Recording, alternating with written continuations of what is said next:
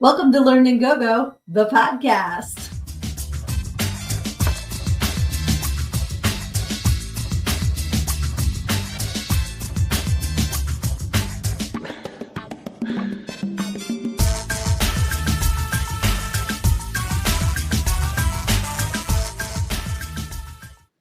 Hey, my name is Sydnee A. I am your host, and I am also the author of Everything I Need to Know, I Learned in Go, How a Preacher's Daughter Pole Danced Her Way to Finding Her True Self.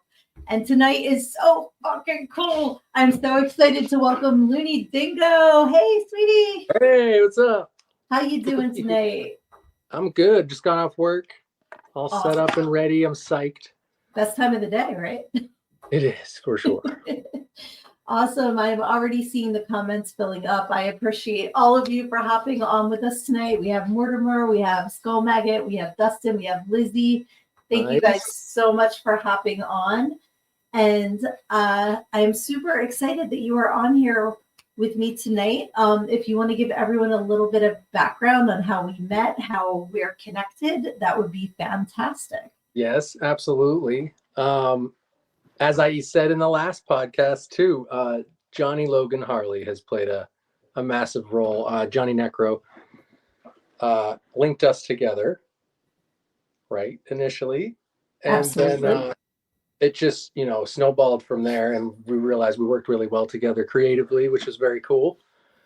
But yeah, then I got your book, which is fantastically written, and it flows so well. And I think it made me burst laugh at least 10 times in the first 30 pages. So that makes me so happy. Yeah, super cool, and really happy to promote that kind of book, having worked in the adult industry for 4 years in an adult store.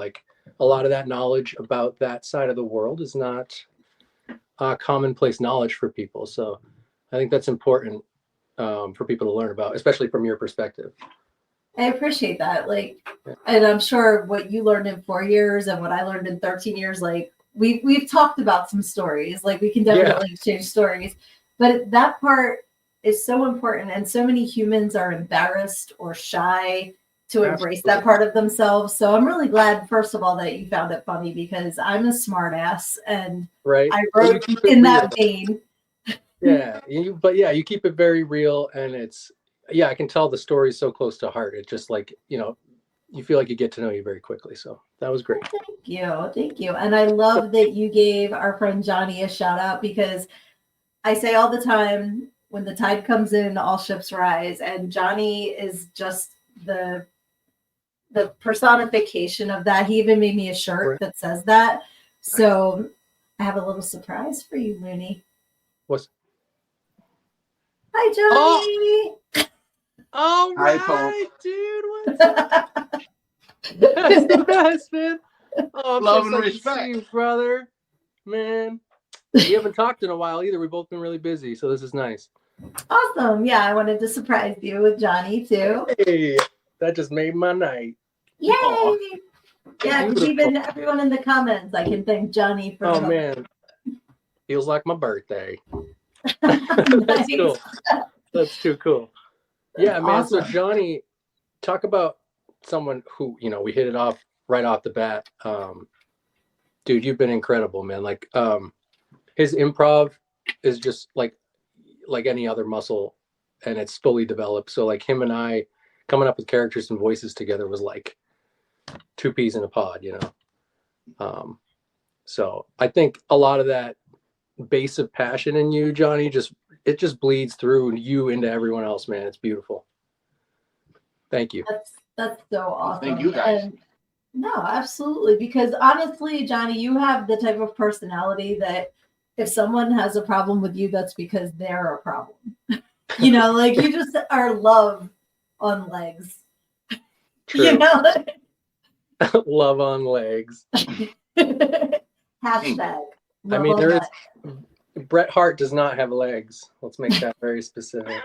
That is true.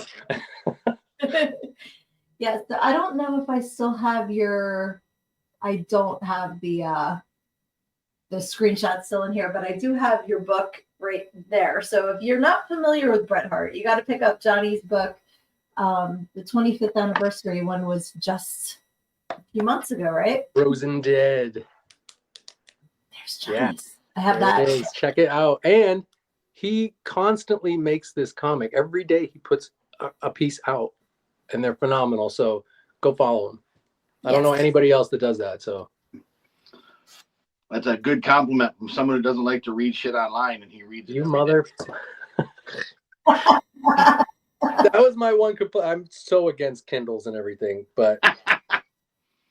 Well, okay, you two, tell me about how you met and how you become involved in each other's projects. Absolutely. James Carnes. Yep. Awesome. Man. Very cool. We love James too. Killer Cox, just when you thought it was safe to go back to the coop. Yep. And of course, I couldn't keep my mouth shut about all of you when I started talking to him. I was like, oh, you need people, do you? Yeah. Yeah, he's like, I have like an army already of people that are pretty ideal for this. And I think, you know, having already been in the horror realm, like where I'd worked before, like doing voiceovers and stuff, and the Turbo Cerburus show, like it just made total sense too to stick with our horror people. And plus METL ERTH is an R-rated film, so we want that edge. Well, I was just going to say, you guys have to talk about what you actually are working on together, because METL ERTH we didn't mention by name yet. So let people know what this is and how they can get on board or support it by watching if they're not a part of it. Yeah, absolutely. Yeah, that was another pivotal moment when our Johnny and I, when we had our first conversation, and throwing ideas around, and I gave him the rundown of the storyline. It just seemed like it was in the stars. Like it was like he already knew the story, you know, because it made sense to him just as much as me. I'm sorry, what was the question though? I just went off track. Well, I was wondering how you guys connected for METL ERTH, but you might want to give a little background of what METL ERTH is, how you were inspired to create it, and then how you and Johnny got connected. Totally. Okay. Sorry. So yeah, METL ERTH started as a short film about bugs fighting for a candy bar in a puddle. It was supposed to be just me and a couple buddies. And when I first started expanding, Johnny was one of the first people I heard of from James. Yeah, so it was kind of just an open casting call for people that were passionate about it. And then, you know, once we were able to give the rights of the characters to people, that's when I feel like word started going around a little bit more, because it's really exciting to be able to fall in love with your character that way. But so I guess the trigger from the puddle movie to this like full-blown film was basically a story I had started writing when I was a kid that I had found drawings of. And it was all these cybernetically enhanced animals. And so I was like, holy shit, man, I need to do this full-length feature with full civilizations, fully developed with, you know, real lore in it. Like to the point where, you know, I'm going to have to be writing a language. So the fact, once that name hit me, METL ERTH, I was like, it would be stupid not to do a Lord of the Rings epic in this way and play off that name. It just fits too perfectly. That's awesome. Yeah, thanks. It's been really fun to grow it as it happened, but now we're growing wider. You know, like we already had the core story, and our family has grown quite a bit. So between that and another announcement that we're about to make, yes. I was going to say, this is only a very small branch of the family tree of METL ERTH. And Correct. You can see, I see James Carnes, I see Johnny, I see Purple Pam, I see you. We got Kevin, Kevin Caliber, and Shannon. Yes, I see Aaron. Or Shannon Held, I should say her full name. Heck There's yeah, David Perry. Brian Anderson. Steve. So many people. I wish I could make it bigger. I wish I could zoom in and kind of fly around, but I do have the newer one I sent you of the 6 newer characters. If it's up there, but I think it's this one. Yes. Yeah, you can kind of see how. So if you go There's to our Dustin. Yup. Dustin, John Potash, Yeah, Aaron Mary Kyle, Kate. Mary Kate, Ozzy Capri, Nice. Oh, and we of lost course, Johnny. Is Johnny back? Mr. Slaughter. Where'd he go? Yes. Come back, Johnny. Come back. But just the amazing cast is like so Yeah. awesome. And I love how intertwined we all are. Like I'm working with Mary Kate on the Red Huntress, and Right? you guys have different projects going together, and I'm gonna take him out until he's back. It's just it's a family, you know, like Dustin's friends with Turkey Man too. Right. And I was really happy that I got to do a Turkey Man 2 video That for was cute. Valentine's I Day. like that a lot. And you did the promo with Johnny for Troma. That was fantastic. That was hilarious. With the pool. Oh my God. I loved it.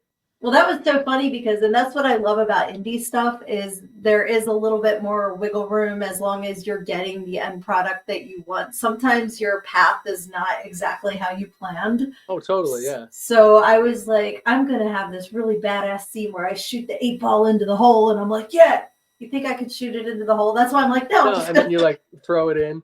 Exactly. But it was great. It made it like hokey. It was more fun that way. That's what I thought too. Johnny's back.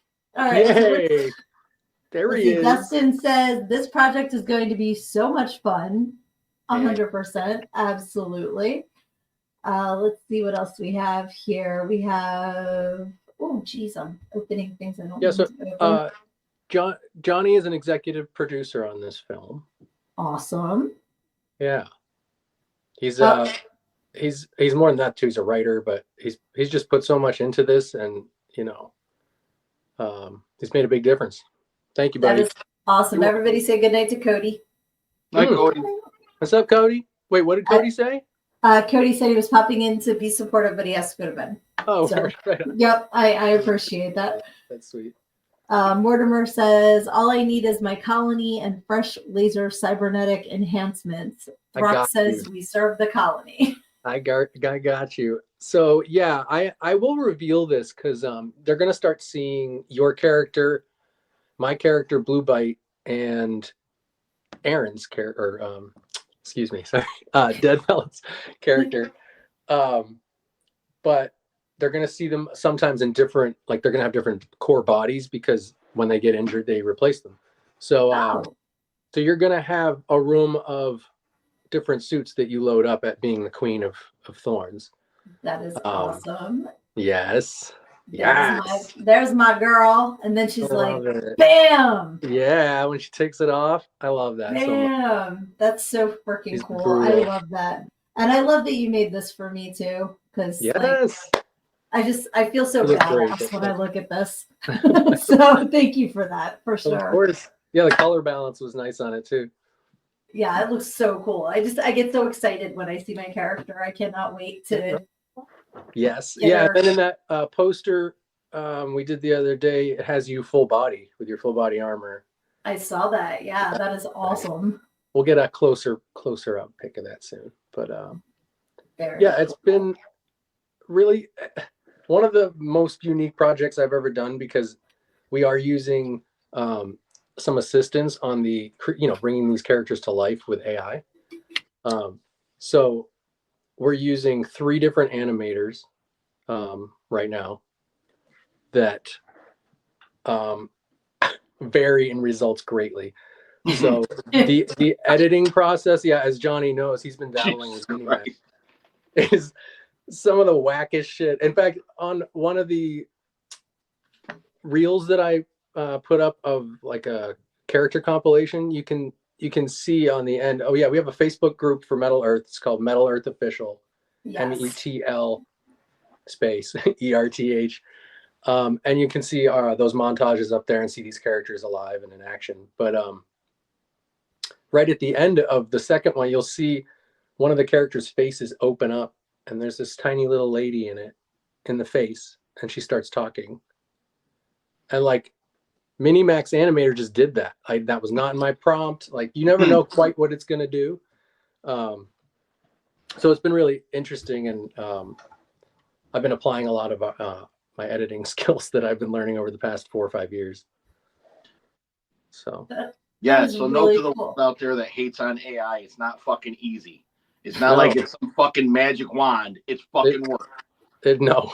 Yeah, and like Skull said, you got to break it before you can fix it. Like everything is a learning curve, so you're taking everything that you've learned over the past years and adding it to it. Absolutely. Which is awesome. Don't be scared of Skynet taking over the world just yet. It doesn't even know how to lift the fucking toilet seat. Right? For real. Yeah, and pissy dribble fucking ones and zeros all over the floor. It's true. I think another part of it that I'm really enjoying now is I can put in a character I've drawn as a child, or I can put in a painting that I've done as of recent, and I can ask AI to create an image of something based on my style of art. Right. So it's still your dream. It's just having the assistance to make it. Right. I think that's really interesting. Or yeah, those childhood drawings being like, cool, I drew this when I was a kid. Can we bring this to life now? Because I'm still not a technical artist. I do very like intricate, trippy shit. So that would take me 3 weeks to get a version of it that I would like. And I'm not willing to spend that time when I have other shit to do in my life. So it's just, and it's an efficiency thing. And I was very, very against AI entering the arts from the start because I was raised in an artist family. Yeah, Johnny, you lifelong artist, Johnny Necro. Yes. And that's the other thing about our cast, man. We're chock full of lifelong grinding artists. Like it's such a cool crew. And that's what I think is important to decipher from someone being like, hey, write a story that someone's gonna like.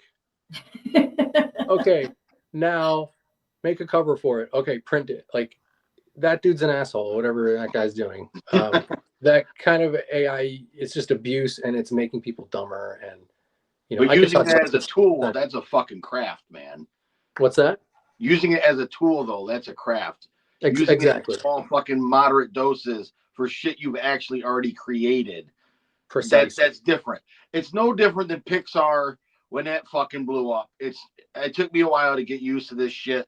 He's the one who started getting me fucking using it. I mean, you've seen some of the stuff for Curse of the Ghost Rider and Killer Cox I did, but that's also 1 in a fucking million, man. You may not get the same result for a week. So I was going to say, so my ratio for like a successful animation on Minimax is probably 1 in 5 at best for like someone talking. If you're talking an action scene, like 1 in 20. Yeah, just keep for usable tweaking it until you get it to where you want it. So. Right. Yeah, and then remember when I creeped you out with Militia talking and it wasn't you moving, it was a fucking photo from the fucking Power Positive Murder. It was you talking and moving your arms. You're like, that's kind of disturbing. Well, that and Looney used one of my boudoir pictures and brought it to life, and I was dancing. I'm like, that is kind of freaky and kind of cool at the same time. Yeah, and the Christmas special, that was wild. That was insane. That was the Christmas special I did for Turbo Cerburus was like a really big experiment in applying it to real life photos. Right. Which, man, some of those shots, like, hey, thanks, yeah, nice. Yay. I was like, wait, we have Turbo Cerburus things in here for sure. We do. We gotta. I mean, I know. I'm hoping Johnny will be involved this season. I've got a couple other people. We have quite a few that are gonna hop in, and then we're always showing like cool indie horror movies that are coming out, trailers for. I am a fan of indie horror, if you haven't noticed. Yes, I am. That's what we do. So, and I love that Johnny and I were on the Troma set together. That was so fun. Right? I keep hearing about this set. That was for Kaufman's movie, right, Lloyd's?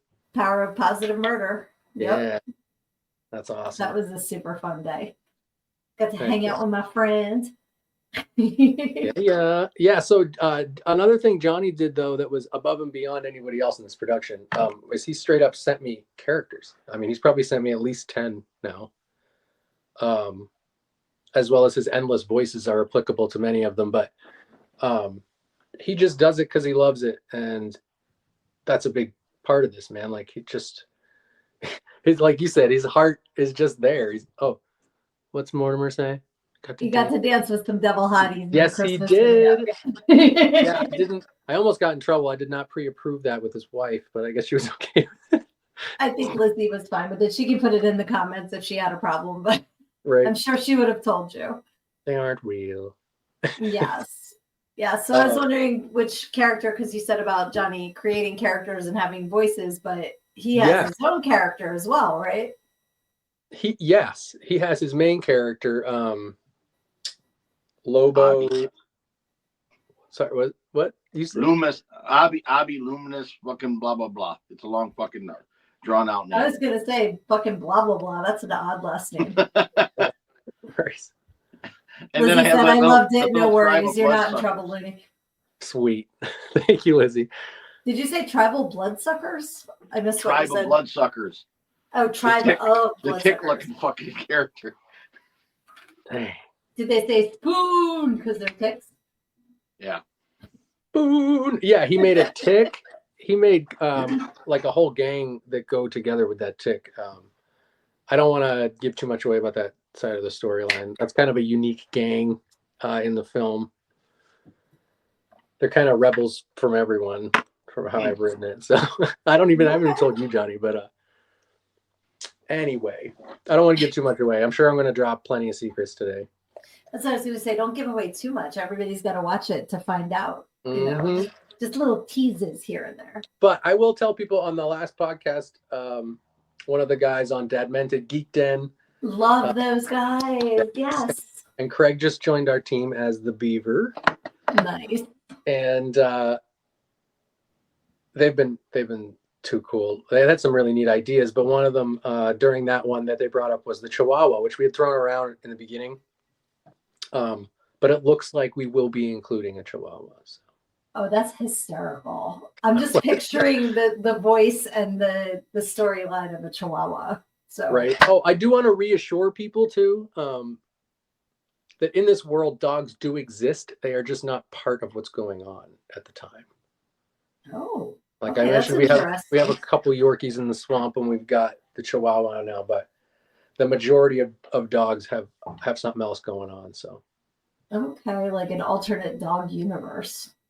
Not quite, but you'll find out.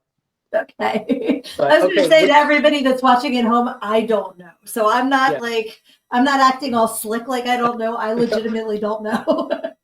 Hell yeah. Yeah. So, that brings us to, we could make that announcement now. There is a television show, a sister television show to the film of METL ERTH coming out called METL QEST. Dun, dun, dun. It's a TV show. It is a TV show, and it's going to be delving into a closer look at society itself. And we're going to be following a fox who is not quite grown, and he's like a locked-key kid stuck at his house while his mother works at the hospital. I think a lot of us on this call can relate. Yes. And so we're that generation. Yeah, so we're going to be he's going to be accessing TV channels he's not supposed to, like, MTV back in the day, but there'll be swamp channels that are kind of a no-no. I love it. So I relate to that so hard. I love it. Right, yeah, me too. I think I told you about this when I was growing up. I mean, I do mention it in my book. You can get it at learnandgogo.com. That I was not allowed to watch MTV at all. Right, I did read that. So part of it was, like they didn't agree with the videos. I'm totally like throwing my little brother under the bus right now. So the video for China Girl by David Bowie, he watched and had nightmares, I guess, because of her fingernails, and she's like, shh, and she had like the big. So he goes in and wakes my parents up because he's having a nightmare, and he was little. But I think that was like the last straw of no one is watching MTV anymore in this house. So we had the old style cable box where it was like click, click, click on the side and the buttons. Do you remember those? Like some of them were alphabets, some of them were numbers. Ours was numbers. Nice. So my dad gets the cable company to block MTV on our cable. And so like if you would go to the thing, it was just, like the old like thing, like you could kind of see porno. Yeah, I was like, So what we figured out was if the cable box needed to be on channel 3, if you put it on channel 4 or channel 2, all of the numbers moved over one, so you could still watch MTV. Because it was the spot on the cable box that was blocked, not the actual number. That's awesome. See, devious things come when you Always have a to find way. loopholes. Yeah. Yep. Where there's a will, there's a way. What was your devious TV show, Johnny? I wasn't allowed to watch a lot of shit just because they always controlled the TV. But what I did non-TV related was I discovered Dr. Demento on Sunday nights, and so I would sneak under my fucking blanket with headphones on and listen to fucking Weird Al and shit. That's cool. You know, that's awesome. I did the same thing, but it was Dr. Birth. Now I did when we had free HBO or something like that, I got the ingenious idea to take my tape recorder down there, and on cassettes I recorded audio from Ghostbusters, Gremlins, and a couple other movies, and I quickly flipped the tape over in Police Academy so that I could listen to them in my fucking room on my radio. That's cool. That is awesome. I had a cassette tape of Dukes of Hazzard because, now tell me this isn't some bullshit, right? Dukes of Hazzard would come on at 8. Our bedtime was 8:30. They would make us go to bed halfway through the episode, so we never knew how it ended. So I actually took a tape recorder and hid it under the couch so I could hear the second half of the That's awesome. Because I'm like, I wonder what happened. That was smart, though. Yep. There's a will, there's a way. Yeah, you got to get closure, man. Yes. Or as they said in Lord of the Rings, the old cartoon, where there's a whip, there's a way. Oh, yeah. Man, I haven't watched that since forever ago. Rankin and Bass. Now, here's something I didn't know until recently, too, and I love this little trivia fact now. That is the precursor to the anime company Studio Ghibli. The people that formed Studio Ghibli came from that. Really? Shit. Yep. Wait, Miyazaki was involved in Lord of the Rings? The old animated cartoons, The Hobbit and the Lord of the Rings shit. Wow. Fuck yeah. I didn't know that. That's crazy. And if you look now, though, you can kind of see a blend between totally. the Rankin and Bass style and the eventual Studio Ghibli style. There was that slight hint of anime. Yeah. That's cool. That's cool. See, now this show is not just entertaining, it is educational. Correct. That's super cool. Hell yeah. So you were mentioning METL QEST. Is that going to be released first and then METL ERTH after? Yes. So the first episode is going to be released a month prior to the film. Okay. My plan is to release the rest of the season at launch of the film. Okay. So that way you can go see the film and watch the ending of their story, or vice versa. They bleed into each other. Gotcha. So you will see cameos of some characters in the show, in the movie as well. Nice. But yeah, that show is just going to give us a lot more chance to give them some life and explain how society works. Because it's a society of war, and primal instincts has taken over as being the only way to survive because of these bugs taking over. Mm-hmm. So it's kind of Lord of the Flies-ish, but more advanced. Yes, yeah, definitely way more advanced, because they've been this way for a long time, like millions of years as this is developed. So Oh, okay. Yeah, that's a lot longer than Lord of the Flies. It took them a couple months to start killing each other. So. yeah yeah, and the tech gets very advanced depending on the race. Okay. So bananas are pretty up there. Did you say bananas? Yeah, the banana men are very high tech, and they don't really partake in the war because they go to space on the reg. They're kind of like the equivalent of our elves in Lord of the Rings in a way. Yeah. I was going to say, I believe there is a banana man in one of those. That is one. I see him on the right. Yes, that's Bonzo Binano, which is Ozzy Capri's character. So he's kind of been sent on a mission that has really nothing to do with it originally, but he starts to realize what's actually going on down there. And the banana people have not partaken in a long time because, again, they're, in a way, they think they're better than that. I can't help it. I'm backing up over here. I keep thinking of the fucking banana men in Adventure Time.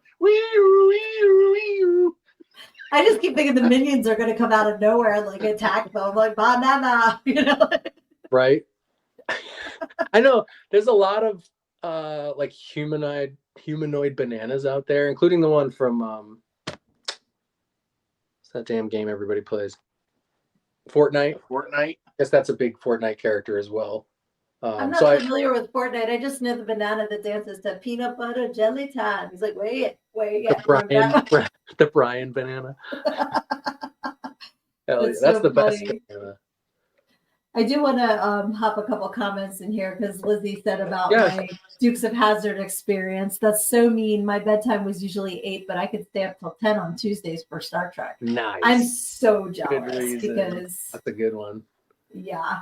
And Mortimer says sugar water or sugar cubes could get you a few things in the hive. I was going to say, I have a feeling you know what that means. I don't know what that means. He wants to trade sugar for goods. Oh. Because he's a beetle or a bug. So it's like a sugar daddy, but and it's sugar dealer. Yeah, right. That's so funny. And he also said the insects are where it's at, especially the ants. Just saying. Yeah, I mean, he leads the troop of ants, so he's literally, that's his people.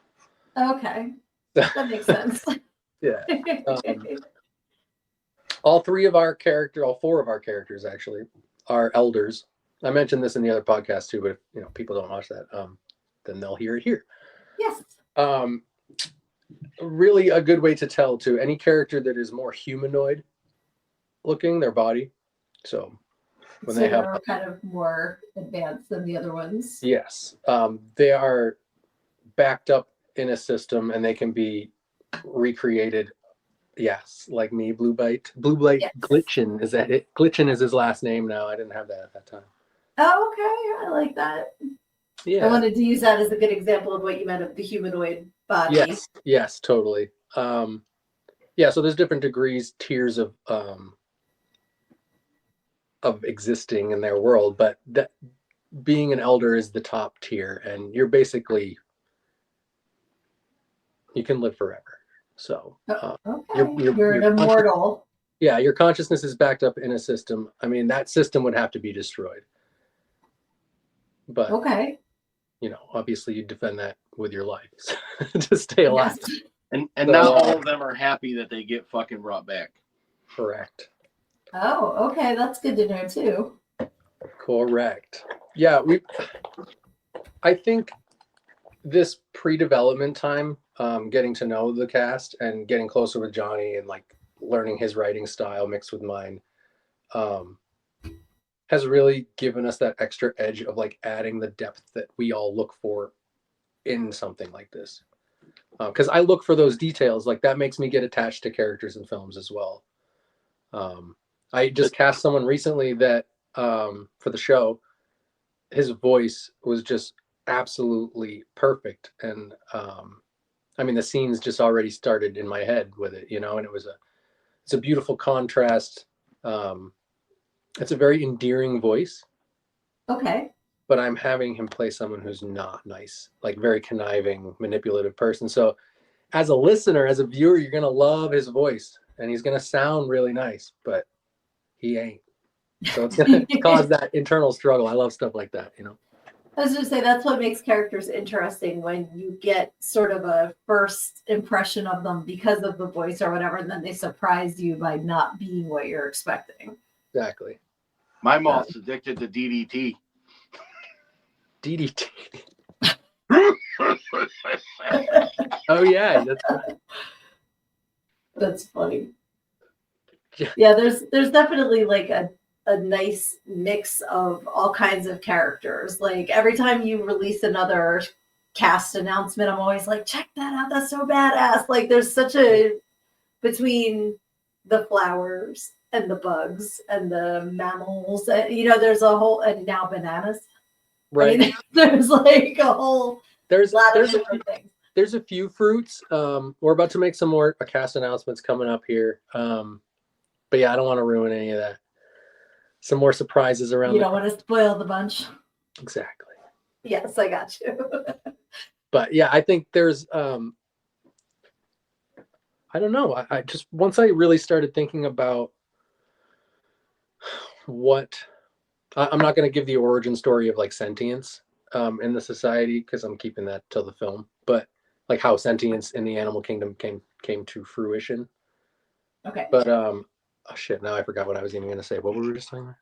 We're talking about cast announcements with fruits, but you're not going to give that away yet because there's so many different kinds of characters. You don't want to. Yes. Okay. Yeah. But you know what? It's gone. I respect that so hard. My train crashes all the time. I went to. What are you doing? What was that, John? I was like, what's going on there? So Mortimer says, I'm just saying I'm willing to work with the Queen of Thorns, just putting that on the table. That's fair.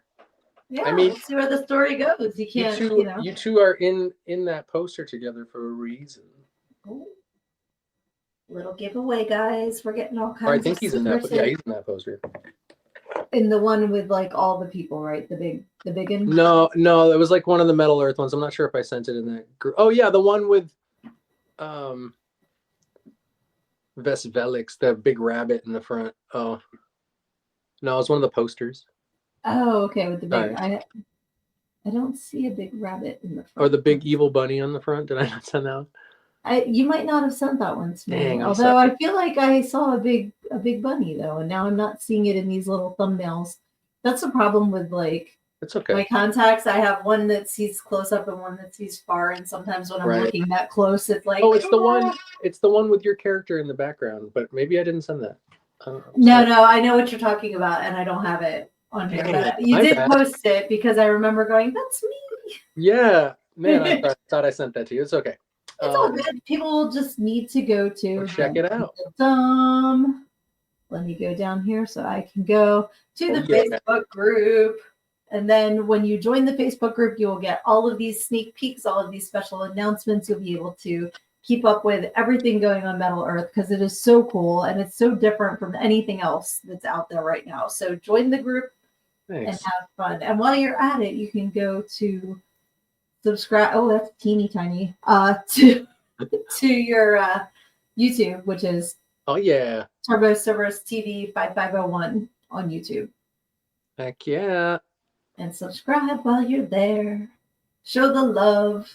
Well, thanks for doing that, Johnny. That was good. You were like right there. Absolutely, it's like down there. But when I do it now, I'm pointing to Johnny, so Johnny has to point. Yeah. This guy. Look at this guy. That's awesome. Hell yeah! Thank you for doing that. Absolutely. Yeah. So Turbo Cerburus kind of started. I talked a little bit about this before, but like it was more of a passion project for me. I've always worked with puppets, and I've done some acting throughout my life. More so back in the day in like high school, junior high. Oh shit! Yeah. I was gonna say you sent me this, so I'm gonna. Yeah, so I play all the psychopaths on it, except for like 2 of them. Okay. I've had Mr. Clown on as a guest. He sends me his footage. He's in Colombia. And then we also have, and then, or his wife's in there as well. She makes a little cameo. Nice. In the second broadcast. But that aside, and my buddy Travis has helped a lot. We actually filmed a lot of the beginning of the second broadcast at his farmhouse, and we had a blast. That's so cool. Like the characters on the bottom with like the mouse ears, they were in the Christmas video too, right? Like I saw them dancing. So that's cool that all comes together. So yeah, tell us how you started Turbo Cerburus. That's hard to say. It is. I know. Once you get it. Cerburus. Yeah, Turbo Cerburus, which is the three-headed hound from hell. Yes. And it ended up. So I was at a friend's house, and I had that mask of Mickey Muppets. That's his name, the Mickey character. Okay. I had created him years prior, and it was kind of like, I don't drink anymore. I don't recommend drinking at all. But back then, I had purchased a talking Mickey, like one from the 80s where you put the tape in like a Teddy Ruxpin. Okay. And it would not work. And I tried to fix it and like refuse some of the wires and stuff like that. And I just couldn't get it to work. Must have just been totally fried. So I got pretty drunk that night, and I ended up ripping his face off, and then I put it on a clown mask that I had already made. And then I woke up to that the next day, and I was like, that'd be terrifying. I was like, holy shit, man, this is fucking next level creepy. And I just kept a hold of it for quite a few years. I think it was like a good 8 years. And then, Wow. yeah. And then I was sitting on her back porch, and I was alone at the time. I think I had just gotten off the phone with somebody, and it just hit me. Cerburus TV with Mickey Muppets as the host and all these puppets and shit. Like the whole world just exploded in my head. That's so cool. Yeah, it was really weird. It was like an upload from the universe, you know? Well, you've had like a history of puppeteering and stuff. You love puppets. Yeah. Yeah, I'd always dabbled in it. I had never built any. That was kind of a weird thing in itself, because I was like, I want to build trash puppets. Like, I don't want to build regular puppets. So my first puppet was a Blu-ray case with 2 red Solo cups on it. His name is Mr. DVD, and he's just pure anger all the time. I guess it's really about the character and the personality more than the actual puppet itself, because if you can bring that life to it, it doesn't matter if it's like, I'm Penny the Pen, you know, as long as you're like bringing your own oomph to it. Yeah, so and you can see him on some of my promos. He really is like, you can't deny him in a scene. He just comes in, hey, what are you doing, sir? Like, he's just pissed constantly. So he worked really well as like my first outlet, because I was going through some shit at the time in my life. And I think that was really me realizing that it was going to help me internally while making something that I'd never made before. So that was awesome. fun. Yeah. Yeah, like when I grew up, you know, my dad's a minister. He had a puppet ministry. And like he had a puppet he had since I think college named Cuthbert. That was like a sock with a big buck tooth and a baseball cap. He's so cute. He's like, oh, Cuthbert, you know. So I grew up with puppeteering, and we did it was called Antsylvania, and it was like the prodigal son, but it was all ants and bugs and stuff like that. My mom made the puppets. They were all amazing. So my older brother used to do puppeteering. So I have I know it's not as easy as you put your hand in a sock and start talking. Like, you have to be able to project the feelings and everything in the character as well. So yeah, just saying I respect it. It is a craft, and it's, you know, an art form. I that's a unique view too, because a lot of people don't have, you know, people in their family working with puppets. So thank you. I took a lot of time developing it further, I think, at that point, because I knew how important it was going to be. How you doing, Johnny? Good. I'm just being quiet. I'm just here. You're looking like a badass motherfucker. Yeah, you're awesome. I just want to say hi to Lucy Resident, who just joined us as well. So hello. Who's this? Lucy? Lucy Resident, who I believe hopped on another one of my shows, and I don't know who you are. So if you want to send me a private message, I think that's awesome, and I'm so glad you're here. Thank you. Heck yeah. Sorry, where were we? We were talking about puppets. Johnny, do you do puppets? The puppets, yes. Yeah, and then so Philip was the first. There you go. Philip was the first puppet. I should have given you pictures for this, but you can go check them out if you're interested. It's a very weird show. In fact, one of the quotes I put on one of the promos recently, my buddy Andy, or DZK, said it was like, it's where, or like when Adult Swim dries up, this is where you go, but there's chemicals in it. It's like the kiddie pool of Adult Swim. Yeah, it's just like a because it's full of pee. Abstract show. Yeah, it's full of it's just a weird show. I don't do like gore in a way. If I do, I'd be using like yarn and black and white. Yeah, it would be very obviously not gore. Correct. But yeah, I gotcha. It's more about mania. I deal with like borderline personality disorder, and it's given me an avenue to, like, as an outlet for those kinds of emotions, just let them out for fun. I love that. So that's been pretty cool. That's so awesome, because I think more people need to be encouraged to have creative ways to deal with those feelings, because so many of us deal with, whether it's depression, anxiety, borderline, schizophrenia, like there's so many things that yes, meds are important, but on top of, you know, like having a creative outlet that you can share those other emotions with. All of our emotions are important. And I know that, the heck was it? Inside Out? Is that the name of the Pixar? Which With one? all the emotions? Where they have it, you know. In and Out. Yes. Is it In and Out or is that a Inside burger? Out or whatever the fuck it is? There's like two of I them. was saying, I think it's Inside Out. Out. In and Out's In and Out's a different movie, That's Johnny. a different movie. Completely different movie, but I'd like to That's be a in the different head of those emotion. characters, 'cause that was a cool movie. But yeah, like I love that came along and validated what a lot of people were feeling, so that the generations coming up might get, you know, more comfortable showing all of their emotions, because they are all important. So I love that that's a way for you to creatively deal with those feelings as well, you know.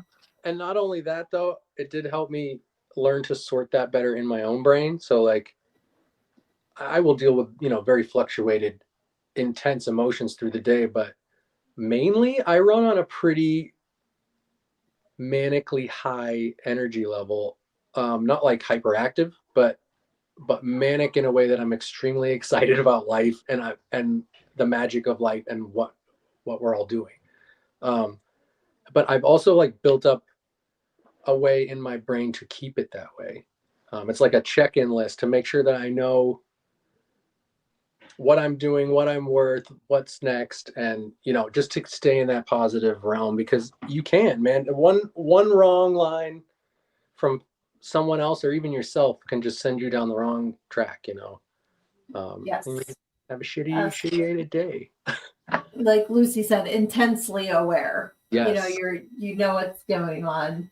And I get that. Like, I hate when I give my power to somebody, when they say something and then I let them live in my head, and I'm just like, no, you are evicted.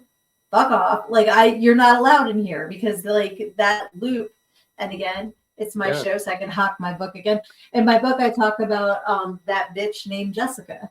And that's what I named that evil voice in my head that's always trying to knock me down and everything. That's how I've come up with a way to deal with those emotions. Yeah, I think the most important thing that I constantly try to bring to people to understand, because saying it is one thing, but truly understanding it and grasping it is another, is you aren't your thoughts. Yes. And I think that next part of it, like if you are a performer and you're acting and you use kind of that part of you as a tool to like get into character and stuff, it's good for you to remember, like, no matter how lost you get in the character, that ain't you. You're just having fun. And it can be used for good, as exhausting as it can be with whatever you're dealing with enough like willpower and real active therapy, depending on, you know, what kind you do, whether it's like cognitive behavioral therapy or whatever. There are things that work out there that are not medication. Absolutely. And one thing that I've been learning recently is you're not going to get closure for everything. And that's okay. Like when you're like trying to get that, you know, there's a situation and something happens and it's like, but I didn't, no, cut it off. You decide your own closure and you move on from there, because not everyone is going to wrap things up in a tight bow so you can move on. So true. I have to say, Johnny has honestly become one of my best friends in the world. I've reached out to him just because he has built trust with me, and, you know, I feel like I can tell him anything. So if I'm having a rough day or whatever, I'll reach out, and if he has time, he'll say some either kind words or give me shit, you know, whatever he feels I need at the time. That's how you know he's a real friend. Yes, exactly. So that means a lot to me, man. And everyone out there, build your network of those people that may not totally necessarily understand you, but that care enough to check in with you. And, you know, it's real friends aren't just there for the happy fucking fun times. Exactly. Yes, absolutely. And everybody I know Johnny knows I lead on him too. Know. What's that, Johnny? Everybody wants to fucking be there when everything's great and there's projects and there's this and there's a little bit of this, a little bit of sunshine. They don't want to fucking be there when it steals from their fucking sunshine. So, yep. Buzzkill, fair weather friend. Yep. And that's the thing, like in the times when Well, no, and all of the time, even when things are going good for me, I still try to share other people's things, and you know, like, because success is not pie. Just because you're being successful doesn't mean somebody else can't be too. It's not like a finite thing. There's enough for everybody. So exactly. Especially, my God, I can't even catch up with the horror movies that I want to watch, let alone the ones that I have to watch, like that my friends are in. Like, I don't even know how I found the time to watch the ones that I did before. Maybe because I wasn't doing as many projects, but yeah, I really only get to watch like one movie a week now. Mm-hmm. And like, that's cool, man, but I got to make sure it counts. So absolutely. And Lucy also is saying, I don't mind sharing my success. Like, there's plenty to go around. And honestly, what you put out, you get back. So when you're helping other people, it makes everybody feel good. And there's nothing wrong with raising the vibration. Right. Yeah, that's honestly probably the coolest part of METL ERTH is like, as I've met all these people, like Aaron, we get to talking, and I learned that like he's been a visual artist for a long time. So he's sending me cool drawings of these characters that he developed ages ago. And learning about everything that he's accomplished and that he's about to do. He's got 2 films in the works, right? Yep, he's got The Legend of Bloody Bones. Yep. And that newer one. I don't want to. Maybe we shouldn't put it in Mortimer. I know he's all about promoting Legend of Bloody Bones, so I can talk about that. But if the other one you don't want promoted yet, we'll zip it. But anyway, he's got a great mind. Again, a super passionate person, and anyway, I keep going off. It's okay. That's what we're like chugga ADD. Like it's all 3 of us. It's all good. Shit, we should have just thrown Mortimer on here. Right? We could have had like, it would have looked like your poster with everybody on, like all talking about it. Yeah, true. Next time. So and Johnny has Curse of the Ghost Rider, which I'm super excited to be a part of as well, which is awesome. Me and my Lois Lane wig rocking it. I was directing Craig from Dad Men at Geek Den today for his role because it was nice enough out. He did a couple takes. I might be able to make the 2 work, but I think he's going to do it one more time. It's a really cool little segue cameo. I'm very proud of him for getting out of his comfort zone. And today he had another dream come true, and he got to interview one of the fucking founding members of GWAR. So that's fucking Cloud9. I saw a post about that. That was tight. I was like, yeah, that's my fucking boy. And I was telling him the fucking story back in Austin, Texas. I worked security for them for a comic book sighting, and they were out of costume. And like Ogre wasn't there. Like David never came, but like some Sylvester was there. And I was wearing a shirt that was a girl from here down, and it said, "I love chicks with big tits," and I gave it to her. I love that. Let me see if is it on that side. Yeah, right there is my Dad Meant a Geek Den poster. I have, and again, if you guys have things that I can add to my Polcast room on the walls or everything, or if you have stickers, I love using stickers on my cups. So this one's Living on the Hedge with the hedgehog, but I have a Dad Meant a Geek Den sticker. Like anything that I can do to help promote you guys, even if it's adorable. I was getting there, sir. I love you. Yeah, I don't have my. I'm just playing. I don't give a shit. No, I was absolutely going there, but it's hysterical that you did that. I do have. I mentioned my All Ships Rise shirt earlier, and I also have the Back to the Futures, which is not horror adorables. That more adorables. More adorable. See, I was going to say that, and then I had it. I like had lost confidence there at the end that I was correct. Can I tell you the one I really wanted to use, but I'm not going to because it's a lawsuit waiting to happen. I was going to do it, but I'm not now. I was going to do Star Wars adorables, but ain't fucking doing that. I'll do some of the obscure characters, but I am not going that close to a Disney fucking name. Yeah. Show them adorables I do them. This is Johnny's Linktree. So you can get the horror adorables and more adorables and Frozen Dead and all the things, Johnny. Wouldn't Star Wars adorables have been a fucking great name? That would have been phenomenal. That would have been so cool. Yeah, that would have been. Yeah, I don't have my pictures in here anymore of the day that I met Johnny. I only have Power of Positive Murder in here of me and Johnny with Lloyd Kaufman. Nice. That's pretty cool. Johnny's helmet. So when I met Johnny, he was playing Doc from Back to the Future, and he was Doc from Back to the Future. And our now friend Matthew was there, and he had a Mandalorian. That's hysterical. He had a Mandalorian helmet, and he posed with the Mandalorian on the DeLorean. So it was like, oh, nice. That's so when I see the Mandalorian now, I think of that and like the Mandalorian yeah, on the DeLorean. That was awesome.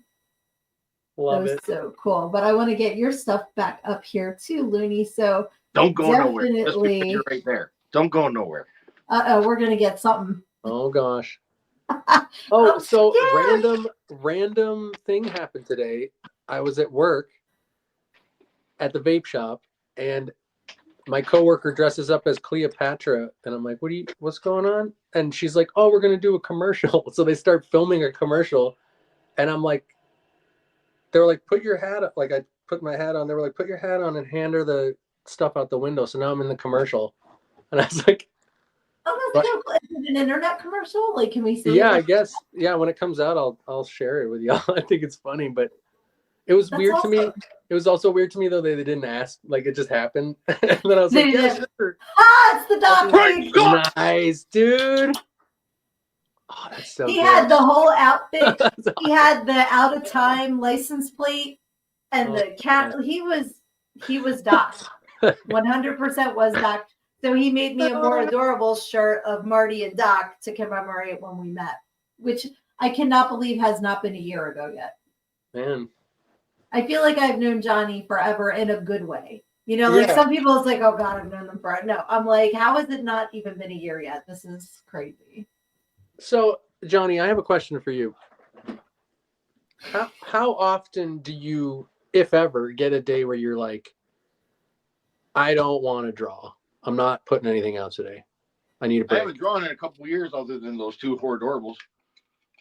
Well, but the Johnny comic that you put out each day? It says reruns in the title, dude.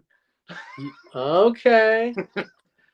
Okay. I balance. But that's what's great. They're timeless, so you don't realize. I switch things around. Like I've done a couple of Horridorables. You tricky.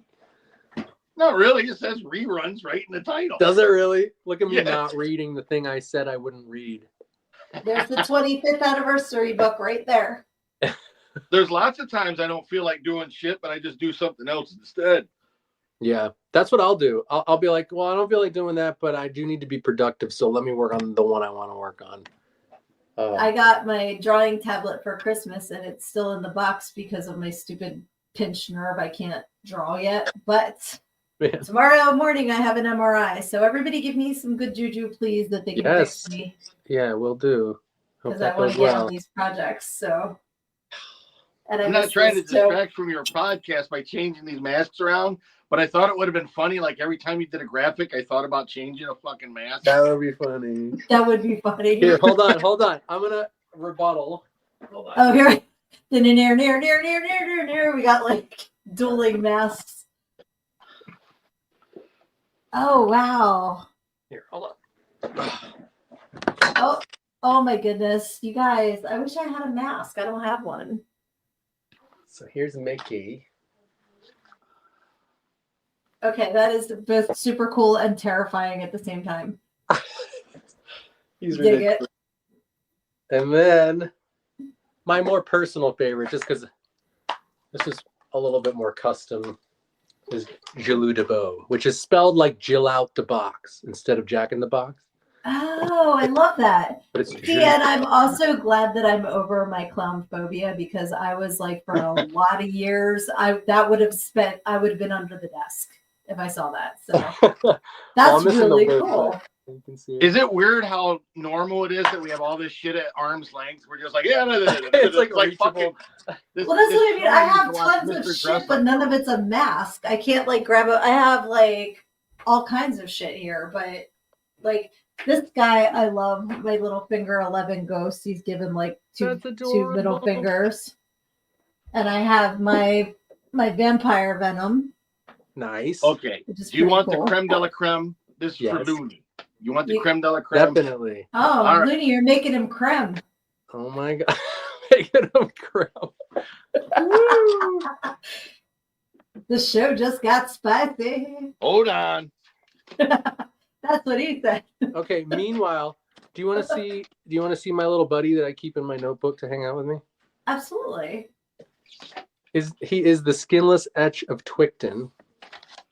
Okay. So it's a story I wrote a long time ago about an abandoned thought that ends up in a realm called. Well, I won't get into that because that's like a theoretical physics thing. Nice, bro. Nice. Is that Venom? Yeah, that's beautiful. I have a question about your abandoned thought. Oh yeah, what about him? It's like a brain thought, not that hoe over there thought. Well, she said Venom, so. Correct. Yeah, like a brain thought. Yeah. So it's just like it was like basically someone started to have an idea and then they abandoned it in their head, and that thought was shot into a realm that I explain in it. But he basically finds his way through the string. What are you doing? It's called the string fields of alter thought unplucked. So it's like unfinished thoughts. And I bring a lot of theoretical physics into it. That's actually like a string field theory thing. And he basically becomes a god. He goes from being just that to transferring himself into like all these different dimensions and growing and becoming a deity. That's really cool. And I was like, well, I'm sure that my brain has given him lots of playmates until you like took it up to like string theory. I'm like, no, that's not, my thoughts aren't there. Mine are like down here. No. The only reason I go there is because I have to like justify it actually existing in my head, like it being possible. Gotcha. So like, that's why I do that. But yeah, but I think about that too. Like there's that thought and it's gone and it's like, it's never coming back. So I like the idea of him having a life, having a little life somewhere else because I've abandoned it. That's really cool. I'm glad you get that. That's tight.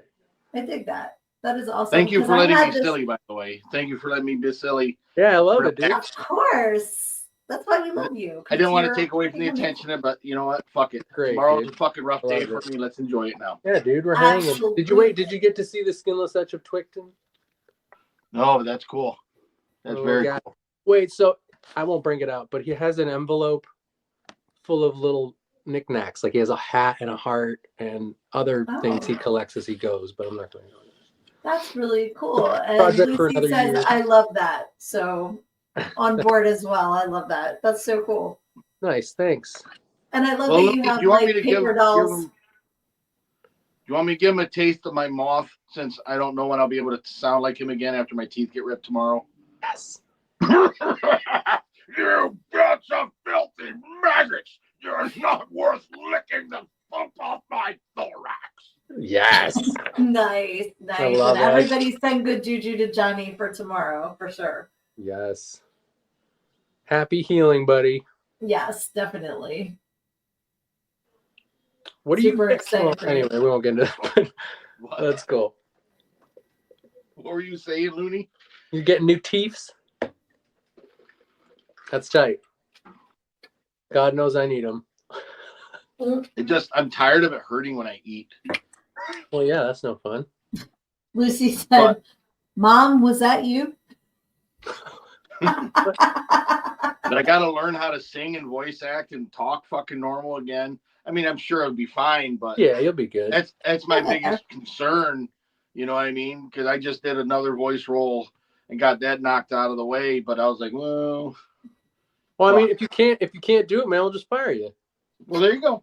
No pressure. No pressure at all. You can't fire me. I quit, motherfucker. I'm fucking with you, man. That's funny. Sure. I bring you all this cast, then you just throw me away. No, I'm kidding. I don't give a shit. I'll just go do something else. Not Looney. I don't think that. I'll just gum my fucking jello. Shit. Honestly, if something like that happened, you know what I would I'd probably end up like putting your actual face in the movie on the moth.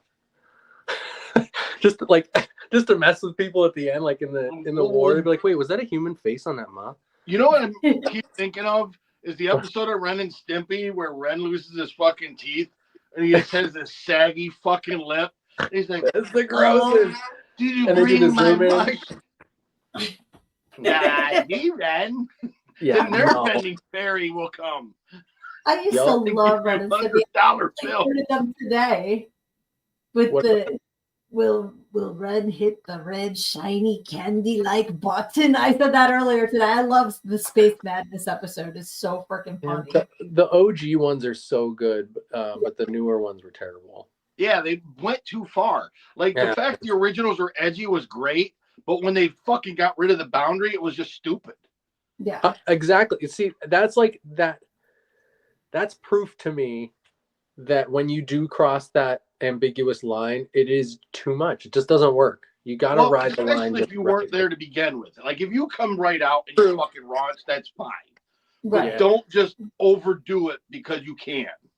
Yeah, and in a way, it's almost like them trying to catch up with what is extreme now. Right. So you pushed the boundaries. You were ahead of your time. And you know what? The one dude's a fucking creep anyways. He was a pedophile motherfucker. So. Oh, I didn't know that. Fuck him. Yeah, unfortunately, some shit came out about him that was not good. Yeah, he was bringing like 14-year-old girl interns and shit. And yeah, it was bad. Oh, that's and it like wasn't a one-time thing. It was like apparently like his whole career. He like, and it ain't no speculation. Like again, this was Nickelodeon. It was the home of the pedophiles. Apparently, fucking watch that. Dan Schneider and all that. And like I said, my kids are all adults now, but they loved iCarly. They love, they watched all those shows, and to go back and like think about how many scenes were there bare feet. No, it's awful. So, I raised my daughter on iCarly, man. Like I loved iCarly. Yeah, it was cute. I like some raunchy humor and shit, but I like it to be fake. But when you like do that shit on fucking kid shows, you just put a bullet in your fucking mouth, man. You're fucking garbage. Yeah, like I love SpongeBob because there's some jokes the kids didn't get. And the same with like the Nickelodeon shows. Sometimes there were things that would go over the kids' heads that the parents would find funny, but there wasn't other shit going on behind the scenes. Like that's when it's like no, because you want to want the parents to watch it too, because there were definitely shows my kids weren't allowed to watch only because I thought they were freaking stupid and I didn't want to watch them. So when there's something in there I can enjoy too and be like, hey, but then when that came out, I'm like, one show that like, those shows that would come on, like you would never plan to watch, but once it started, you wouldn't turn it off. Oh yeah. Inspector Gadget for me. Yes. I never saw Inspector Gadget, but when it was on, I was all in. Right. It was a good show. Well, I still watch SpongeBob by myself, and I'm going to be 50. It's a good show. It's a good show. I love it. And I'm not saying all Nickelodeon programs are bad. It was just there was a select few people all in the same time frame, that they had to have fucking known. Oh, it ruined that one fucking kid's life, man. Oh, my God. Yeah. Well, Drake Bell was straight up sexually abused, like horribly. That poor kid. But yeah, so it's the variant that Nick guy seemed to take sadistic pleasure in it, like at every level. He liked even throwing the parents off kilter, and I think he got glee in deceiving them. Because that's true too. When the parents tried to, they like totally were like, no, you're wrong, and totally I didn't know much about this. Gaslit them. That's awesome. It's Quiet on the Set is the name of the documentary. Oh, okay. So that's where all this is from. Right. Yeah, because it talks about Dan Schneider, who was basically the guy that created all of these hit shows, and how he was on Head of the Class. Do you remember that 80s show? Yeah. And he was the big guy on Head of the Class. I was going to say, I remember the picture of him. He was like a big dude. Yeah. Yep. And what were you saying about Ren and Stimpy, Johnny? I said there's a documentary about that shit. I watched that on streaming service. God, there's so many documentaries now. Not to cut you off, Looney, I'm sorry, but no, you're good. I've started to watch the Diddy one like a million times, and I wind up falling asleep because I put it on at bedtime. And then like the more I'm watching it, the more I'm like so freaking disturbed by it. I started one when they first came out, the one on Tubi. I started it for like 10 minutes, and I was like, "What am I doing?" And I turned it off. Like I was like, I don't even want to know at this point. Like I know it's horrible. Like I don't feel like I need to give this much energy to someone who's already being prosecuted. Right. Lizzie said it looks like things went a little sideways while we were out grabbing ice cream. Welcome did you back have to to do Show for that You Did Not bar? Were Created by Pedophiles, because that's what we're talking about now. But yeah, like I that actually, was Johnny. Speaking of ice cream, I got to do it because, you know, since comedy's ruined, yes, I don't care. It's bad comedy, whatever. It's not pedophilia. But like those old fucking Klondike those Klondike bar what would you do for a commercials. Klondike bar? Man, I suck your fucking dick. That's classic. Well, it's funny because you said ice cream. You know, like Liz said ice cream. Fucking ice cream there. What's that skit from? I made it up. No, I swear that's in like not SNL or something like Chappelle Like in Show. Living Color is what that sounds like. Or like, yeah, like you said, Chappelle Show. But I immediately went back to Ren and Stimpy with, you covet my ice cream bar. You cannot have it. I've had ice cream bar since I was a child. Do you remember that one? I don't actually. Oh, ice cream bar. How I love to lick your creamy center. Yeah, that was. Okay, that part vaguely rings a bell. Yeah. That's so funny. I mean, there's so many cartoons though, and like that made a huge difference in our lives and our kids' lives. And so one of them, a really good example of this though, is Rick and Morty. I know one of the guys that plays Rick or whatever, he got in some shit for some weird stuff this past year. But what people don't realize is there's also another co-creator and like hundreds of people who have put their hearts and souls into Rick and Morty. So to can an entire project that hundreds of people were part of entirely because someone's a piece of shit, I think obviously cancel the person, but like don't not appreciate the heart and soul that everyone else put in. Right. Yeah, I've never watched that one. Like I know that there's a pickle Rick or something. Like I really don't know anything about that one. But that's, you know, like you said, the amount of people in the production, especially if it's a voice person. So it, you know, I'm not going to say it's easier because there you. Well, I mean, he was co-creator as well. I'm sure he wrote a good bit, but. Right, but if you can replace a voice and keep everyone else employed, you know, like maybe do that instead, you know, and like you said, absolutely cancel the person. Right, which is what they're doing. I know Rick and Morty's still going to go from what I hear. Like it's still going to continue. Oh, okay. Yeah. I mean, that's not a hard voice to do, Rick. Like I don't, like I said, I'm not familiar at all, but I know a lot of people. I know it's popular, so. But I guess because my kids are like, my kids would be able to be like, oh yeah, in this episode, and then I'm like, there's no excuse. Watch that shit. It's a fun show. I'll add it to my list. I will say it does devolve a bit later. Like the later seasons get really effing weird, but I don't have a problem with effing weird. That's cool. Yeah. Although I do like Archer better. Ooh, 100%. I know a lot of people that like Archer, and I haven't seen that one either. Oh my God, you would love Archer, Sydney. Yeah, top of your list. Okay, yeah. Usually when I say something that everyone on the podcast has seen but me, I have to hide behind my mic because I'm embarrassed. Like I haven't seen it yet. Sorry. The Cannonball Run parody episode where Pam's eating cocaine cupcakes. Pam is my favorite, dude. She's the best. She's amazing. She's the best. She's unkillable, man. She's a tank. That's awesome. Lizzie's agreeing that Archer is hilarious. Who did? Oh, Lizzie. Nice. Yeah. Wait. Have we? I didn't want to ignore any comments. Did we keep up with all of them? For the most part, Lucy's saying, "Don't take out your teeth," but that's a personal decision. So you take care of you. Right. Well, they're getting out because they're already paid for it.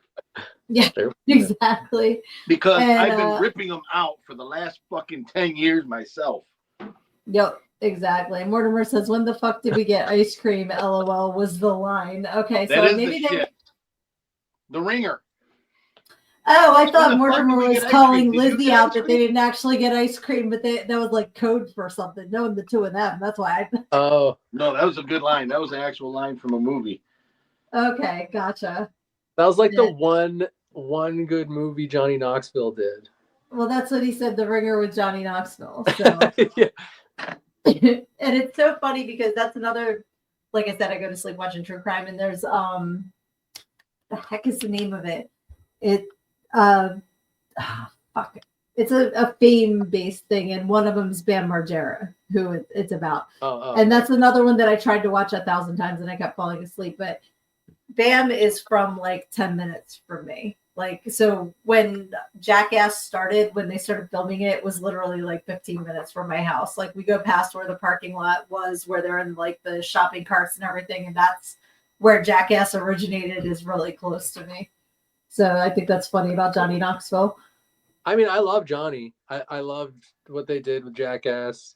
I know Bam kind of really started it.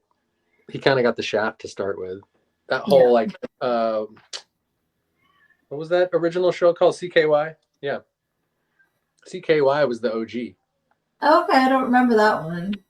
That's where they all came from, as far as I know. Okay. Because what was his name? The one that died, was that Ryan? Oh yeah, the mustard guy. Yeah. Yeah, I forget his name. Yeah, that's a shame. Because where he had the accident was that same area, not far from here. Really?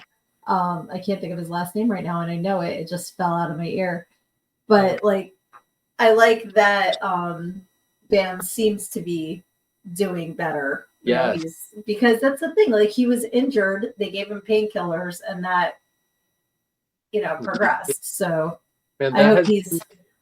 And it's a common story for so many people in this country. Like, I think, he got a little bit more understanding from the people because of that. Yes, and he's had Ryan Dunn. Thank you, Mortimer. That was his last name. Thank you. But he's also been really candid about his substance abuse, which is huge in general. Absolutely. And that's, when you have a lot of money and a lot of time, and, sometimes it's easy to fall in the hole. I don't judge anybody. It's easy to do when you're broke and homeless. It's easy to be drunk on the streets and ruining your life. Like, that's any true day. Too. Yeah. So you don't even need money for it. People just, here you go. Yep. Yeah. Yeah. When you're trying to drown the pain you're dealing with, then, that's sad. Yeah. But hopefully, if you're watching this and you're in that boat, reach out. There's lots of places to find help. And it's better on the other side, I promise. Yes, absolutely. You can do it. It's never too late, man. I mean, unless you're not here anymore, obviously. But there are some people that I met meetings that, like, you hear their story and you realize, like, what you've been through, it might still be terrible, but like, it's nowhere near what this 90-year-old has gone through in their life after their stint of talking. And you're just like jaw dropped, like, what? I'm picturing Bob Saget in Half Baked. Did you ever suck dick for weed? I don't think so. It's like some intense shit. Like, I mean, there was one where one of the guys was just a straight up assassin back in the day, and he was like, I'm not proud of it. Like, I deal with serious trauma from it now. And he was like talking about his life as a hitman. And I was like, man, we all got different kinds of problems, man. Like, I can't even imagine dealing with like the worry of like people tracking you down for the rest of your life for killing people. Like, you couldn't sleep well forever. That'd be awful. So anyway, weird side. Junction. And Looney says, Looney, I'm looking at you. Lucy says, or they swing to the other end of the spectrum and don't help you with the chronic pain of scoliosis. That's true too. Like, some doctors won't give you anything for anything because, of that. So it's true. In fact, that seems more common now because they don't want to get in trouble for getting you addicted to anything. I was going to say, like, 20 years ago, it was the other way, like the fen epidemic. Do you remember that? The weight loss drug? I love the red nose. That's adorable. That reminds me of something. See, my train's off track here, but 2 stories. The first is fen. So when my ex and I bought the house where he still lives, there's an outbuilding garage, and we bought it from a couple. The husband had died, but he was a doctor, and apparently he made a mint off of like black market fen. Like, he was selling the weight loss stuff. So when we bought the house out in the outbuilding were like all of these filing cabinets of medical records. I'm like, I don't think we're supposed to have these. So like we just destroyed it because I'm like, this is people's personal information. Like I'm not comfortable. I feel like I remembered that name, Fen, but Yeah, it was like people were dying because it was not good. But the other thing, let me see if I can find it real quick with your red nose. But what is it with drugs that start with fen that they'll kill you immediately or whatever? Fentanyl. Fentanyl. Fen was pH, but same, I think, but same sound. Yeah. Fen sounds like a Pokemon name. Fen, I choose you. It does. So the red nose reminded me of Patch Adams, and I actually have a signed copy. Oh my god! So I was like, yay! That's sick. That's awesome. Yeah, it says chase your dreams. So I listened. It took me a lot of years, but I'm doing it now. Like that's a Robin Williams signature? It's Patch Adams' signature. Oh, the actual original Doctor. Yeah. That's sick. Man, that would have been cool if you could have gotten Robin's signature on the last page. Oh my god, I would have lost. I loved Robin Williams. That's so many of us did. He's the best. But I brought him up last time too. Oh my gosh, so Severian says I was on Fen for a bit. Really? So that's not cool. If you could tell us what it felt like, I'm very curious. That's so funny because it says it made me feel shitty in a weird way, so I was luckily non-compliant. That's good. Oh yeah, you were like, screw this. Yep, and Lizzie says I was in high school when Fen made the news. It was scary. Yeah, it's a shame. It's a shame that people are, like, will just listen to doctors who don't know what they're doing. They're trying to turn if your doctor is giving you a prescription that you have to pay cash for, that's a sign. Yeah, true. That's probably not a good idea. And a lot of ghettos, but this fucking town here, this county, was at one point in Newsweek for being the crystal meth manufacturing capital of the fucking country. Wow. That's crazy because I know where you live. So to picture that being it is like crazy. That's crazy. I mean, it was like fucking at like late 90s. It was like in Newsweek. Man. Yeah. I mean, small town, quiet. It's a good spot, I guess. Before that, they had the claim to fame was we're about 5 miles from where Camptown Races was. And Stephen Foster stayed in a fucking house here. Went from Camptown Races to Crystal Meth. One of the catchiest, shittiest songs ever. Doo-dah. That's crazy. How many explosions per capita? Like, because not everybody knows how to mix it in the bathtub correctly. And then boom. That shit stinks. When you I had a friend in Austin, and there was a meth lab upstairs from his mom's house. My God, man, you would fucking get nauseous some days. And they knew they were doing it. You can't hide that fucking stench. But there were fucking corrupt cops in the area too. But every day was like I spent the night there once in a while, and you're worried. Okay, am I going to wake up to a fucking explosion, or am I going to die of fucking carbon monoxide poisoning in my sleep? Yeah, that's not good. But you could, whoever's palms are getting greased, unfortunately. And Mortimer said that Austin has been the murder capital before. Yeah. Wow. Austin has some shady fucking areas too. Yep. Yeah. But it's so spread out. It's so weird. It's like its own continent. Right. Is that your red nose? Oh yeah, I was just fiddling with it. Oh, okay. It was like only half in the screen. I'm like, what you got now? What you? Oh, I do have one of Johnny's mugs right here. Awesome. With the critters. That's so cute. It's got the blob. It's got aliens. Nice. It's gonna get blared, but yeah. And you can get yours at Johnny's Linktree. Yeah. Man, they're a good price too, and they're durable. They hold up.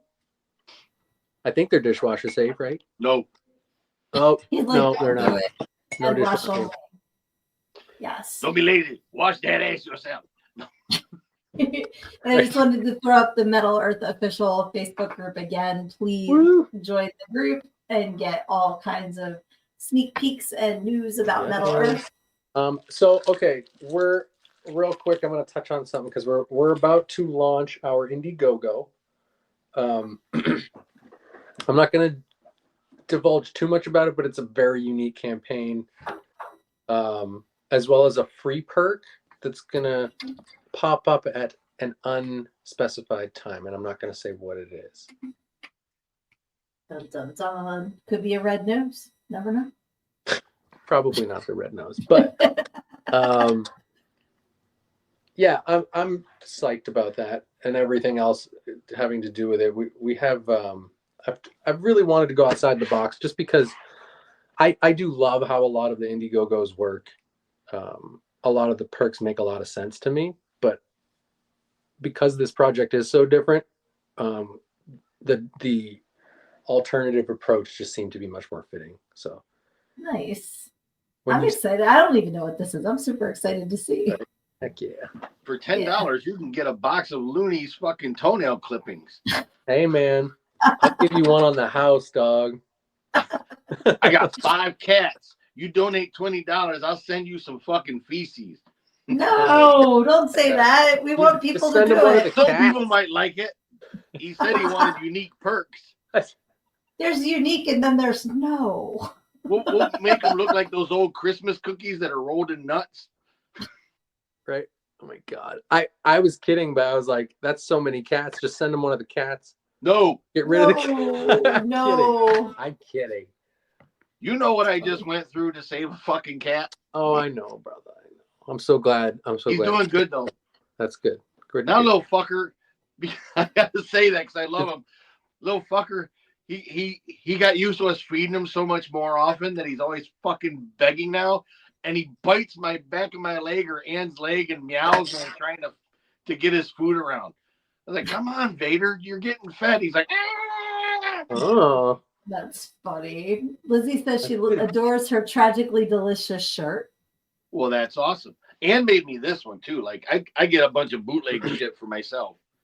Hell nice. Yeah. And Mortimer says that the cat shit perk would be a rape perk to have. I mean, you donate more, it could be one of my turds. I don't give a shit. Oh my God, guys. I'm pretty sure that Mortimer might have some dung beetle blood in him. Oh, okay. So that makes sense that he would like that perk. Yes, yes. That's hysterical. Well, let me know what else you guys have going on that you want to make sure everybody knows about, and then we can play Pick a Page. Yeah. When you guys, but I want to make sure that everything that you want to talk about, we have before we do that.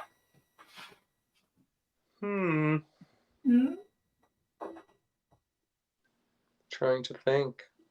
Yes, well, we have this photo. If that. Oh yeah, the cutie patootie. I'm not even gonna tell you who that is. Okay, that's a secret. But he will be in the TV show. Oh, this one. Oh, I forgot I gave you this picture. Okay, so this is Andrew Bayard's character. He's an actor that played Kitty in Grinners. Oh. The movie I was involved with. Okay. And we developed this character. I finally got like that full body shot of him, and I'm really proud of how gorgeous he looks. So I just wanted to share that with y'all. That's why I was like, I'm just gonna throw up the pictures that we haven't seen yet. That is yes. So that's Johnny's version of the METL ERTH version of his character. I don't even know if I gave that to you, Johnny. Yeah, you did. I did. Okay. First day we met. Well, I wasn't sure if the METL ERTH was in his eyes or not. I have both versions. Oh, nice. I don't know.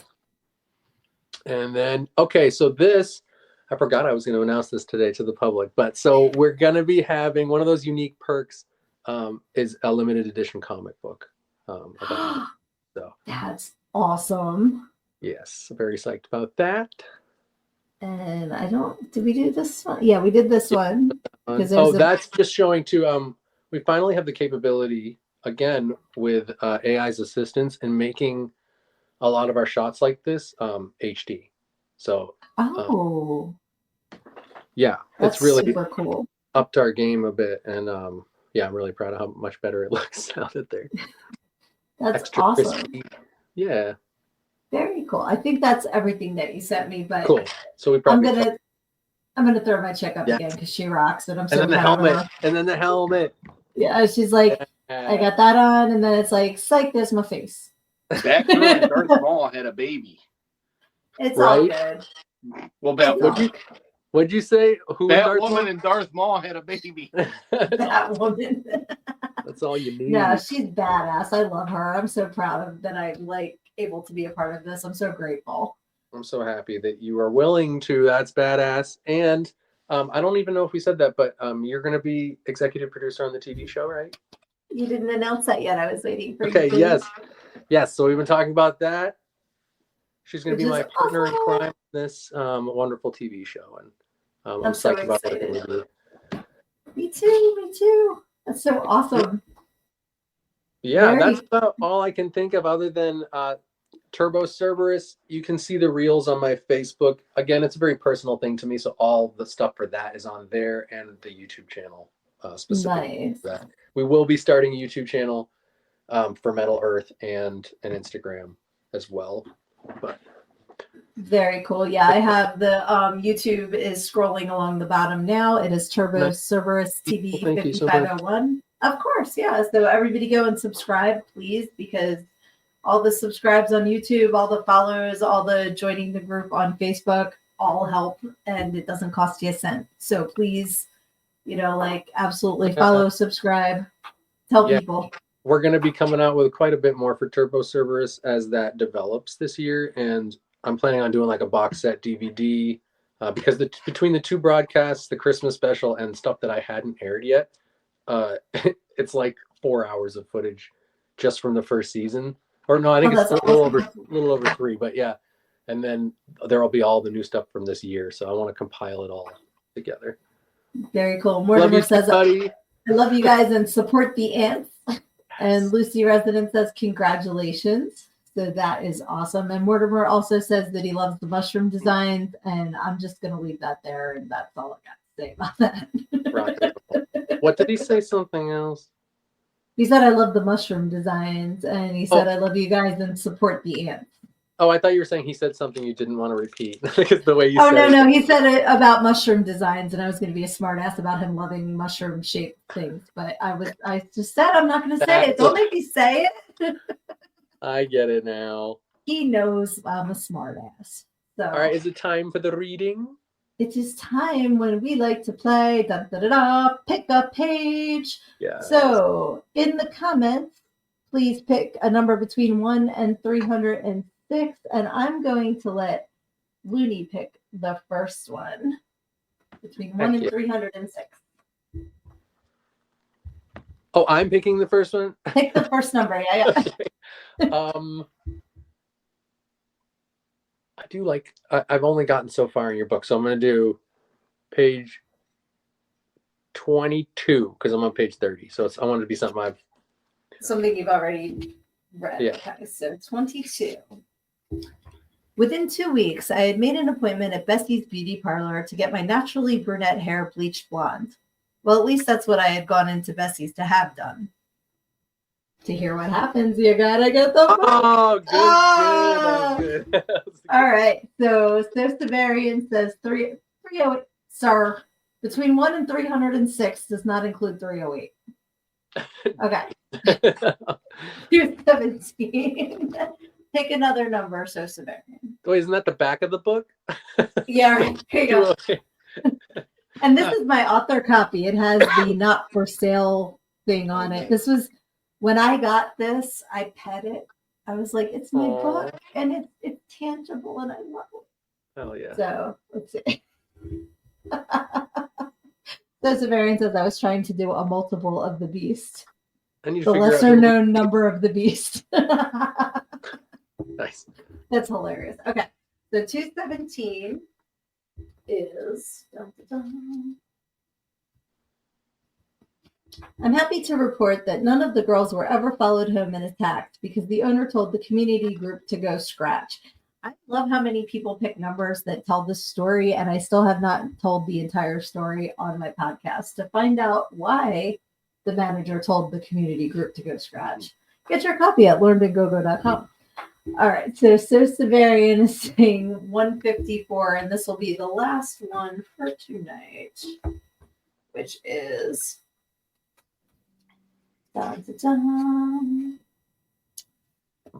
okay, so in this one I'm talking about quitting smoking just for a little background so it makes sense where I'm starting.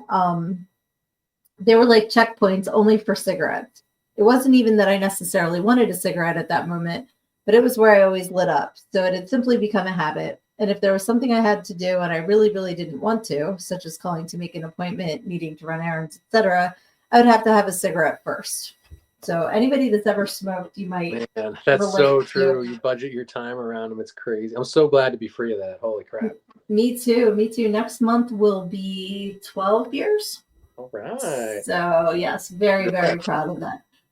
Very. So, wow. And Johnny, you pick a page too. We'll do an extra one tonight. 9? 69. Oh, 69. That's all I said. I'm like 9. We've never gotten that one before. Okay, so 69 is 69, dudes. Oh, it's actually the beginning of chapter 3. Don't let anyone put your fire out. Ooh, that's how we were going to close it, remember?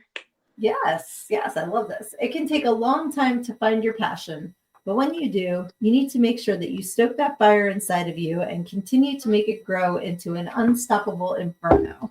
That is so perfect for the 3 of us on this podcast and all of you out in the comments tonight, because I think we are all people who have followed our passions, and it has led us to meeting each other and to this amazing community of people. I appreciate all of you so much, the ones that hop on here every week and hang out with me when I have no idea what we're going to talk about, but you guys guide me. You're my North Star, and I appreciate you so much. Rock. So that is awesome. And yes, Sis Varian says, congratulations, all you us quitters. Yes. That is awesome. Hell yeah. All right, guys, final thoughts. I still think you need to do that fucking follow-up book, Everything I Learned After Go-Go, that we talked about. Yes, it is in the brain. Compiling. Yes. Heck yeah. I'm still learning. I'm creating chapters every day. So yes, you are. You've done a lot. You've done a lot in a fucking year. I was going to say, I've done a lot in the less than a year that I've known you, and I can credit you for most of it. So thank you. Yes, because if you didn't start me on this path. So. I just held the sign like Wile E. Coyote. Well, I want to thank you for having me on here. This was an amazing experience. I've never done a live one before, and this is super cool. Really? I got to pop your live cherry. Yeah, you did. Yay! Thank you so much. Yeah, no, I just, I had a little anxiety about that, but I loved it. This was super cool. And so Johnny was the best surprise. That was super cool. Yeah, that was Thanks for coming, buddy. That he could hop that on. Means a lot. I'm just a cheerleader. You're hard. But that's important. That is so. We all need cheerleaders, and anybody that is lucky enough to have you for one of theirs knows how important and awesome you are. Yeah, and I do want to add one thing that goes off of like your reading, which applies to Johnny very much as well, and it's about what you and I talked about the other day about keeping your magic alive inside of you, and like the possibilities of anything, keeping that alive in your heart and your brain as a, not just a creator or an artist, but like as a person walking around, just keeping your hope alive is extremely important when this world is so difficult. Yes. So we need to support each other in that. I still believe in Santa Claus. You can too. Absolutely. Yes. It's so important. And that's when people get old and get sick, is when they lose that magic. Right. You know, like it absolutely like keeps us going through the hard times and through when we're dealing with difficult things. It doesn't mean you're never going to get difficulty. It's just, like having that inner spark inside of you makes it bearable. Like not only bearable, but there's, you get those, especially when you find other people like you guys, you get those moments of like sheer joy that are so rare in life, where you absolutely really on the same page with somebody. And yeah, that means the world to me. So thanks for all y'all being in my life.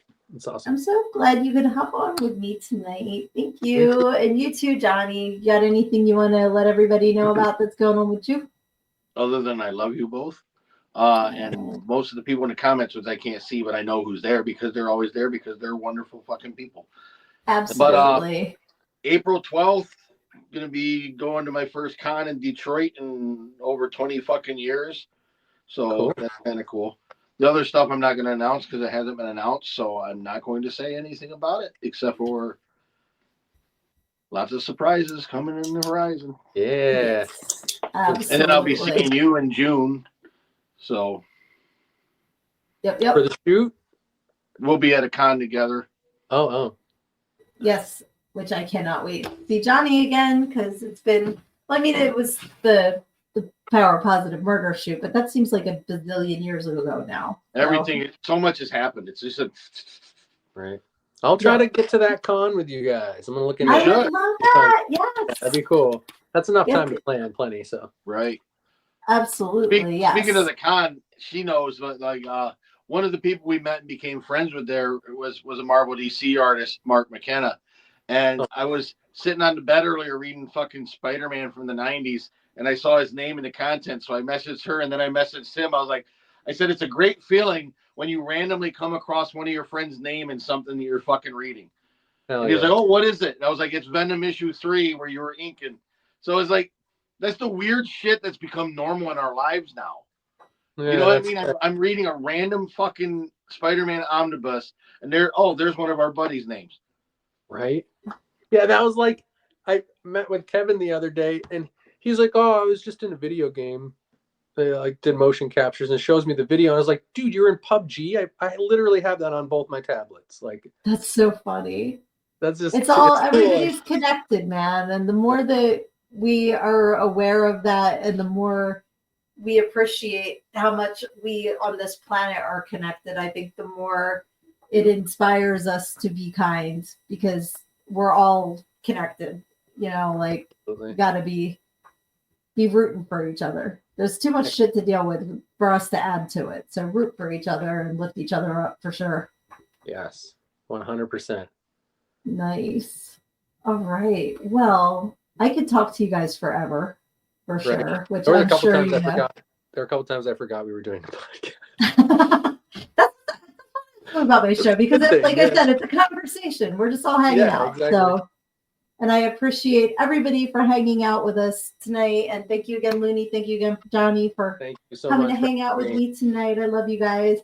Thank you for inviting me, and I'm glad I was able to surprise you.